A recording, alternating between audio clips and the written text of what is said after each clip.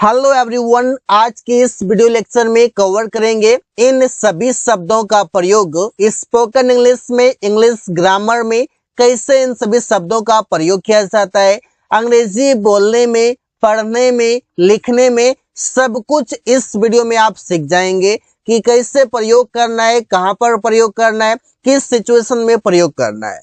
तो फर्स्ट है to we one और इसका जो हिंदी मतलब है वो है करना, कोई काम करना।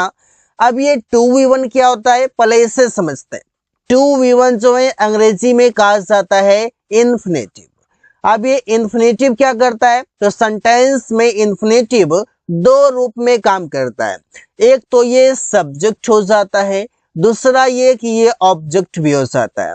ऑब्जेक्ट मतलब ये कि ये वर्ब के बाद आता है, वर्ब के बाद आएगा, और सब्जेक्ट ये कि ये सब पहले सब्जेक्ट रहेगा, इसके बाद वर्ब आएगा और इसके बाद ऑब्जेक्ट आएगा। अब इसका प्रयोग देखते हैं, स्ट्रक्चर देखते हैं। स्ट्रक्चर यहाँ पर इस प्रकार से सबसे पहले 2v1, इसके बाद इज आएगा, इसके बाद अदर वर्ड आएगा। एग्जाम्पल देखिए, टहलना हेल्थ के लिए अच्छा होता है, तो ये टहलना जो लिखा हुआ है इस टहलना का अंग्रेजी लिखा जाएगा 2v1 में।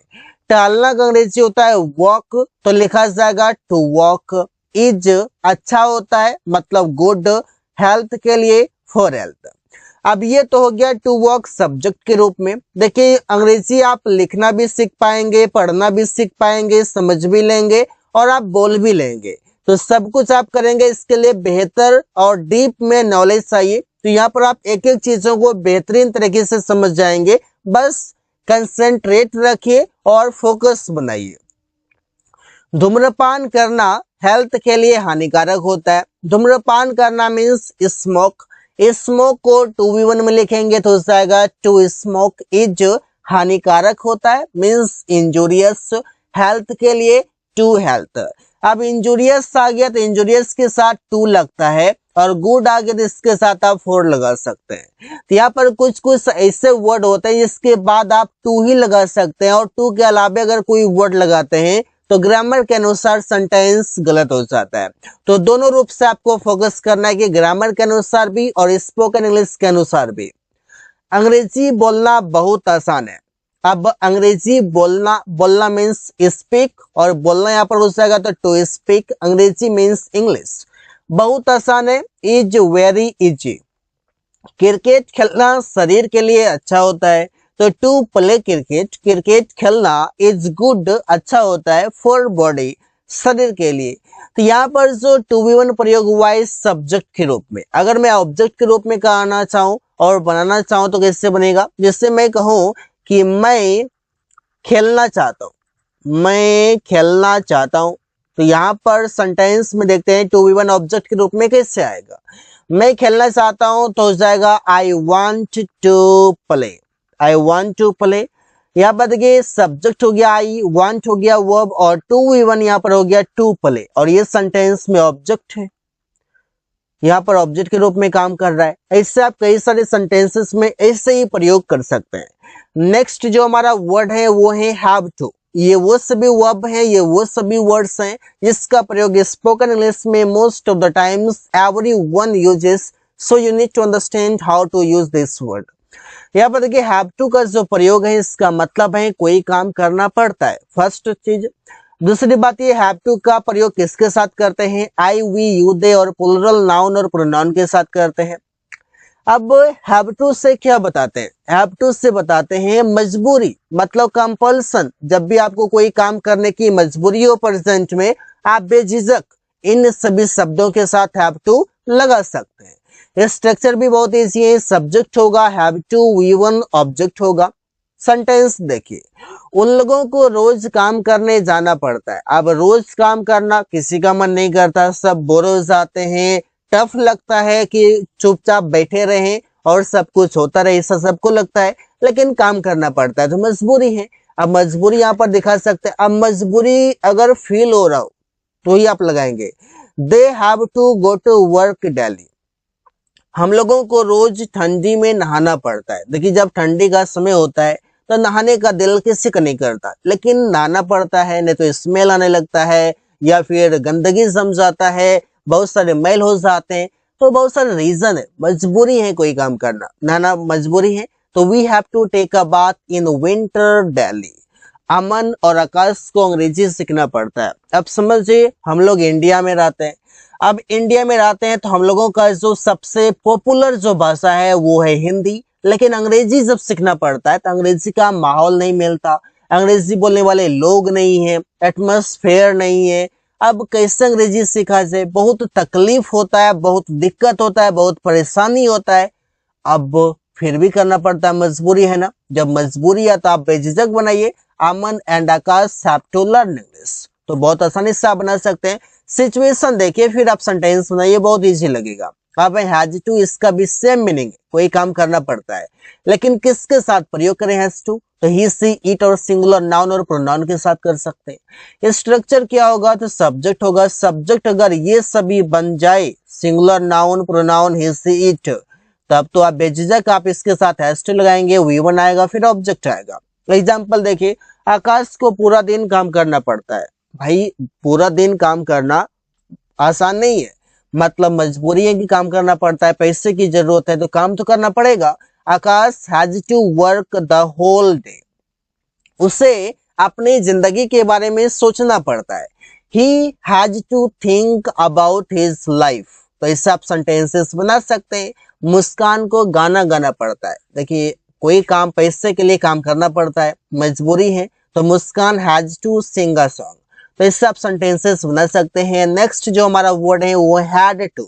हैड टू का दो मीनिंग है। फर्स्ट है कि कोई काम करना पड़ता था, कोई काम करना था, या फिर कोई काम करना पड़ा, इससे भी आप बोल सकते हैं। कुल मिलाकर मजबूरी ही आप बताते हैं, वो भी पास्ट में बताते हैं। अब सेंटेंस में आप देखिए इसका प्रयोग कैसे होगा, सेम बहुत इजी है। Subject had to V1 object, उसे रोज एक पत्र लिखना पड़ता था। He had to write a letter daily। अब सेंटेंस को सोचिए कि रोज कोई काम करना पड़ता था, मजबूरी हो सकता है, अगर मजबूरी है तो हैड टू लगाइए, नहीं तो फिर और भी दूसरे वर्ड है यूज करने के लिए। तो मैं इस कंपनी में काम करना पड़ता था, अब काम करना पड़ता था मजबूरी के रूप में, हैड टू लगाइए। You had to work in this company. अगर कोई और आप चीजों को शो कर रहे हैं, आपको प्लेजर था, आपको खुशी था, तो उसके लिए अलग वर्ड है। रवि को पत्र लिखना पड़ता था, Ravi had to write a letter. Next जो वर्ड है वो है विल हैव टू, जो बताएगा कोई काम करना पड़ेगा, कोई काम करना होगा, मीन्स कंपल्सन इन फ्यूचर, मतलब आप भविष्य में मजबूरी बताते हैं कि आने वाले समय में कोई काम करना पड़ेगा या कोई काम करना होगा। अब प्रयोग करने के तरीके सेम है, बस समझने के सेंटेंस कैसे बन रहा है, किस तरीके के सेंटेंस आप बना सकते हैं। तुम्हें मेरे साथ बाजार जाना पड़ेगा, it's your compulsion. You will have to go to market with me, मुझे 3 घंटे वहां रहना पड़ेगा। I will have to leave there for 3 hours, हम लोगों को परीक्षा पास करने के लिए पढ़ना पड़ेगा। We will have to read to pass the exam. अब यहाँ पर देखिए रीड लिखा हुआ, तो रीड के जगह पर आप स्टडी कर सकते हैं, नो डाउट। रोहित को आज यहाँ रुकना पड़ेगा, रोहित को रुकना पड़ेगा, मजबूरी है कि भाई काम है तो रुकना पड़ेगा, चाहे तुम्हारा मजबूरी हो या कंपल्सन हो या तुम्हारा प्लेजर हो, हैप्पीनेस हो, कुछ भी हो। Rohit will have to stay here today. अगला जो वर्ड है वो है वुड हैव टू, जो बताएगा कोई काम करना पड़ता होगा पास्ट में। अब करना पड़ता होगा तो यहाँ पर मजबूरी नहीं है, यहाँ पर है कि हम संभावना बता रहे हैं कि कोई काम करना पड़ता होगा। अब कोई काम करना पड़ता होगा, एज्यूम तो हम कर रहे हैं, लेकिन जो काम कर रहा है उसके लिए मजबूरी हो सकता है, लेकिन हम जो कर रहे हैं वो संभावना बता रहे हैं कि उससे कोई काम करना पड़ता होगा, इससे उसे पूरी रात जगना पड़ता होगा। संभावना है क्योंकि हम श्योर नहीं है, संभावना लगा रहे हैं। तो he would have to get up the whole night, तुम्हें कमाने के लिए दिल्ली जाना पड़ता होगा। लेकिन ये जो सब्जेक्ट है ना, सब्जेक्ट के लिए मजबूरी है, लेकिन हम संभावना लगा रहे हैं, हम एज्यूम कर रहे हैं कि ऐसा हो सकता है। You would have to go to Delhi to earn, Aman को उससे मिलना पड़ता होगा। Aman would have to meet him, मतलब कुल मिलाकर अगर बात की जाए तो यहाँ पर भी आप कंपल्सन की ही बात कर रहे हैं। नेक्स्ट है शुड हैव टू, इसका मतलब है कोई काम करना ही चाहिए, जिससे तुम्हें समय पर दवाई लेना ही चाहिए। तो you should have to take medicine on time. मुझे एक किताब खरीदनी ही चाहिए। आप बात में आप जब सजेशन देते हैं, आपस में आप बातचीत कर रहे हो तो उसमें बोलते ये काम करना ही चाहिए। I should have to buy a book. तो इस तरीके से उन लोगों को मुझसे मिलना ही चाहिए, उन लोगों को मिलना चाहिए। तो they should have to meet me, मुझसे मिलना ही चाहिए। तो सुमन को वहां जाना ही चाहिए। Suman should have to go there. They should have to meet me. ऐसे आप सेंटेंसेस बना सकते हैं कई सारे।